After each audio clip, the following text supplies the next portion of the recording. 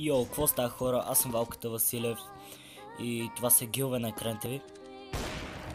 И така, тук сме с поредната история. Видях, че предишната ви е харесала и като цяло реших да направя продължение на предишната, защото като цяло се случиха едни неща. Предишната история бързо ще разчу, за един-два дена събра 100 и няколко показвания, което за моя малък канал е доста добре. И като цяло, разчу се много бързо, отидохме на училище и разбира се, някои дето са участвали в историята, ковце брат, не действаш, започнаха да ебават камък и викаха и камък. И като цяло, да, момичето нещо се разрева, буквално ревна, защото Коцей казваше камък. И който не е гледал предишната история, може да иде да я изгледа и след това да дойде тук, защото ще му стане по-ясно кой е камък, кой е еди кой си, ще му стане по-ясно като цяло какво се случва в цялата история. И започва да казва камък и някакви такива неща и тя се разрева по време на час, излезна и като цяло не я виждах цялото междучасие, след това я видях тя по време на час и като цяло, да, малко странно да се разревеш, защото някой ти казва камък и тя, се чуди се защо и викаме така. Казахме и, защото аз разказах история, защото тя не беше явно видяла клипа, защото е назад с нещата. И като цяло, аз отидох на голямото мъжчас с Дани Маликатов, канал му ще го има сигурно долу в описанието. И с останалите ми приятели, както така и Боби Иванов. И Коце си останали в училището, в класната ни стая. И, както се седим там при една пицария и си хапваме, аз не да, защото си бех изхарчил парите, пък и не бех гладен. Седехме, те ядеха, говорихме си някакви глупости. Аз видях с едни други приятели и Коце ми звъни такова: ало брат, ела в стаята, аз съм някакво брат, аз съм там на пицарията, няма да споменавам име. И той ми каза: брат, ела в стаята, аз съм някакво брат, не мога. И като цяло му казах да се фака, такова, сте ме намирал и накрая, тя си изядоха пиците и тръгнахме към даскалото.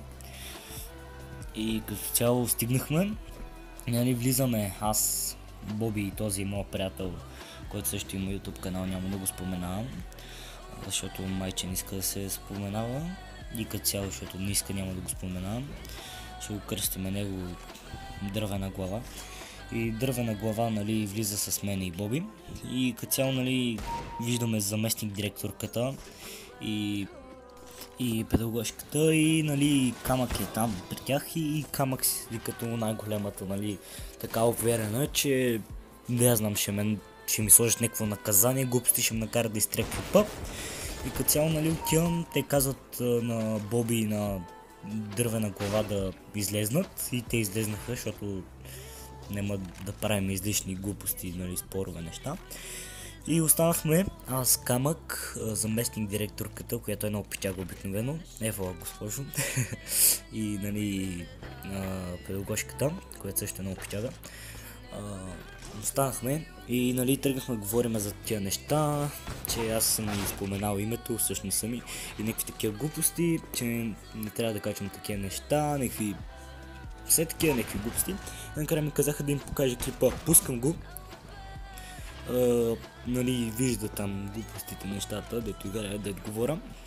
И изведнъж, казвам, с мен бяха Боби и Коце и започнаха да ми казват как нямам право да споменавам техните имена, въпреки че те са ми позволили и техните родители знаят и като цяло техните родители са им позволили да участват в клипове, като цяло в мои и техни клипове, защото знаете, че Боби има канал, ако Коце просто много пъти излиза с нас и участва в наши клипове.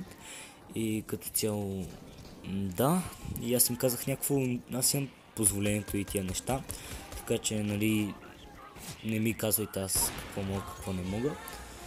И те нямат 18 години, не можеш само от техното позволение, аз съм някакво, окей, смисъл, сета, колко години с техните си знаят, нали, те, сега тая и бизванеца, нали, трябваше да започва часа, ние бехме в класната стая, буквално 4 човека и си думахме така, като първи приятели за някакви глупости и съм някакво, ще помоля да изтриеш клипа, аз казвам, няма как да стане тази работа и те по-добре го изтри, нали, така, аз казвам, няма да го изтрия, чао. И се тръгнаха и започнах часа, нали, като цяло и всичко беше нормално.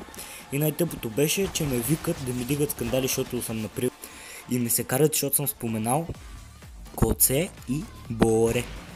Това е, в смисъл, ева, ама УТФ, викате ме за едно, па ми се карате за друго някакво. Не е добре. Просто исках да изподеля това, да видите хора колко тъпо и безсмислено станаха нещата, защото смисъл, аз обикновено нямам нищо против заместник директорката и тия неща. Но просто тук, да знам, тук много тъпо станаха нещата. И като цяло след това станаха някакви супер големите драми, защото нали това дървена глава. Ушкин беше обарал камък и...